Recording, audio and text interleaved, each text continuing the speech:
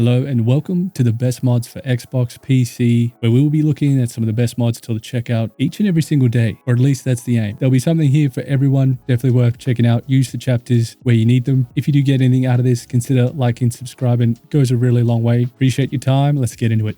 Here we're going to start off with the luxurious ship Habs by Downfall Nemesis. For 400 credits, it's offering 7 new Habs. So the first one is the Companion 2x1. Then we have the Captain's Quarters, the Armory. We got a 2x2 Living Quarters. We got a 2x3 Luxurious Lounge. We have a 2x2 Luxurious Mess Hall. And finally, we have the Luxurious Pool 3x3. So here are your 7 Habs. Starting off with the Luxurious Companionway. Now keep in mind, some of these will look different depending on how you set up the door structure. But I imagine this Hab will have this kind of vegetation on all 4 sides. Moving into the Luxurious Captain's Quarters, this is the 2x1 and this is nicely decorated. A few little bits and bobs. And here we have the Armory, which features quite a few things. It's got 3 mannequins, 8 weapon racks, 7 weapon chests, 4 helmet stands, 1 backpack stand, and a storage chest. So we'll just sort of whip around just to give you an idea. Bit of space too, where you can put a few things, but again, this will change depending on how you have it set up. So just keep that in mind. Moving on to the Living Quarters 2x2. These are spacious common rooms with 3 small VIP rooms next to it. So I'm guessing this is one of the VIP rooms. We just do a little quick whirl around, you'll get a better idea. And that was room 3. This was room 2. So almost like where some of your crew guys could check out, and then just room 1. So all very similar, tiny little rooms, which then opens up to the Living Quarters, which is a much more open space with a lot of little bits of details here and there. Then moving on to the Living Quarters 2x2, which we're heading into now. So a little bit of a storage room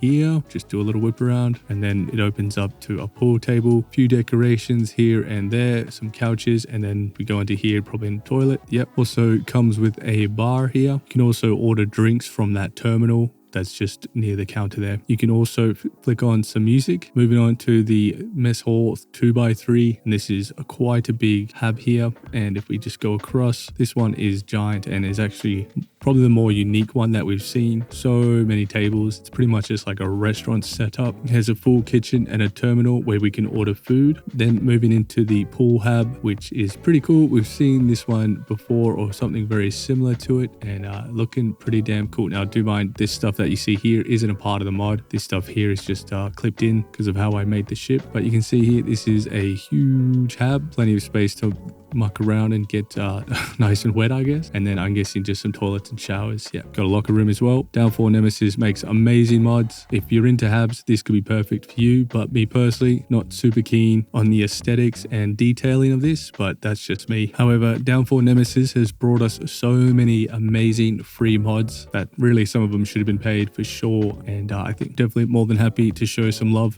and appreciation to all the hard work. So for me, no worries buying this, but not a mod I would probably use on a lot of my ships, but it's cool to have some optionality. That's just my thoughts. Let me know what you think. Let's keep moving. Northern Lights Aurora Borealis by Hopeful Wishing. This neat little compact mod just adds the glorious northern lights from Shattered Space, Varun Kai planet into all the snowy regions on all the various planets. So now you'll have these gloriously night sky wherever you go. Now do note, this mod will conflict with any other weather mod or mods that changes some of the weather types. The frozen clear, frozen hazy lights, frozen mist dense, and frozen mist light. So just keep that in mind if this might not be compatible with a lot of the other weather mods. However, if you put this at the bottom of your list, it still might be okay, but it says it might be incompatible. So just keep that in mind. However, it is compatible with the Darker Nights, Pitch Black Nights, and Star Luminous. But it's certainly a really nice way to really change the landscape of your night experience in all the frozen regions. Cool mod. Let's keep moving. Heading to Vectera, the Argos Extraction Mining Outpost. And here we'll find the Delta 7 Jedi Starfighter 2002, and this is done by Electionize, who has brought us all the fantastic various Star Wars ships, and this is no exception. This mod adds the Obi-Wan Kenobi's Delta 7 Jedi Starfighter. Cool thing is, it's another grab and go, so we can just press the button and bing bada boom, this is our home ship. And to board it, just make sure you sort of walk behind and get your cursor right about there. Now this is quite a small ship in comparison to some of the other ones, but nonetheless, it is probably going to be an absolute weapon in space. So we'll just have a quick go of it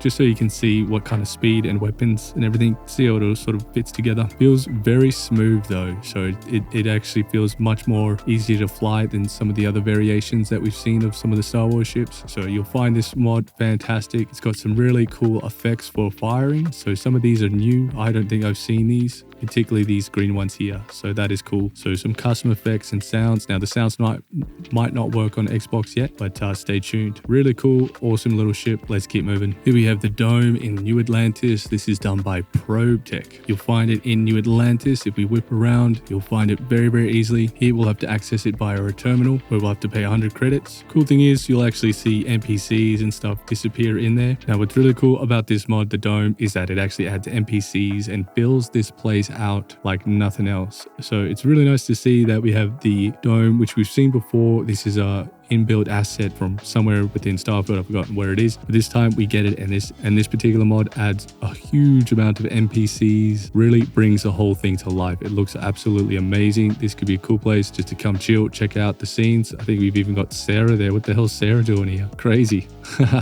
Pretty funny. So lots of little details and fun things to check out. Let's keep moving. One thing that was always strange in Starfield, when you talk to ship technicians, they would say watch out for heat leeches. For us to only discover that heat leeches never played any significant role in terms of damaging your ship. Well, this next mod, called Leech Infestation by Coridic, tries to remedy that misgiven direction by adding heat leeches that will attack your ship, affecting your ship performance. Now the heat leeches can spawn inside and outside your ship, and what's really nice about this mod is we can go into game options. We can make the heat leeches spawn very frequently and up to a number of 9, and we can enable them to appear inside and outside the ship. If we have it enabled, that will have them inside and out. If we have it disabled, they'll just be inside the ship. Heat leeches will damage your reactor, your shield, take the ship longer to repair as well when you're in battle, and this will be dependent on how many you have currently infesting your ship. The other good aspect to this mod is that if you do have a very large ship and it's too hard to find all the heat leeches yourself, we can go to a service technician, any service technician, where we'll be able to inspect for heat leeches, which depending on how bad it is can fluctuate in credits, I believe. So here we can just get rid of heat leeches, and that will remove them, returning your ship to maximum output. Cool little mod that gives meaning to that infamous line of heat leeches. However, this mod will cost 100 credits. Interesting mod. Let's keep moving. This next mod is called Open Ship Doors by PYLB, and this is just a really simple mod that makes all the doors on your ship open, so none will be closed. So I find this particularly awesome, as you'll just be able to jump on any ship in the game. You won't have to worry about opening any of the ship doors. So that can be good and bad depending on certain combat situations where you kind of need a door in between you, but this is just a nice quick fix to that issue where you're always jumping onto your own ship and having to open every bloody door. Cool little simple mod. Let's keep moving. Here we have an awesome House Varun themed decoration mod by Nieves Walters, adding 38 items into your decoration tab within your builder. All these amazing decorations are ones that have come straight from Shattered Space, so a lot of these will be new. You can see we have some vegetation, which some are so big you'll need to probably stick them outside, but it's kind of cool because it gives you all the various different trees and shrubs from Shattered Space, or some of the common ones at least. So altogether you get 3 snake statues, 3 Varun Kai venomous trees, 6 sculptures, and the sculptures are quite impressive. We've seen these on Varun Kai. It's cool that we can get our hands on these ourselves. So also got 6 of the awesome flags from the various Varun factions, so that's kind of a cool touch. We can just sort of place these on the face of many of our buildings. A cool mod adding a lot of the House Varun decorations from Shattered Space into our builder. Let's keep moving. Here we have the paid mod Atom 74 Assault Rifle by HyperX. The mod comes with 2 variations. The Atom 74, which will start appearing in-game from level 20 through vendors, exploration, and enemies. Then we have the more advanced Professionals Atom 74 Mark II. This will be available from level 40, found within the game world as well, but you could also purchase it from Polvo Planet Vendor. You have quite a few different options for upgrades, boasting 2 barrels, 1 laser, 7 different sights. The sights are more impressive for this, particularly the Kexel sight is pretty freaking awesome. Also comes with 3 different muzzles, including quite a nice looking suppressor, which we certainly haven't seen this one before, so it looks very nice. Also comes with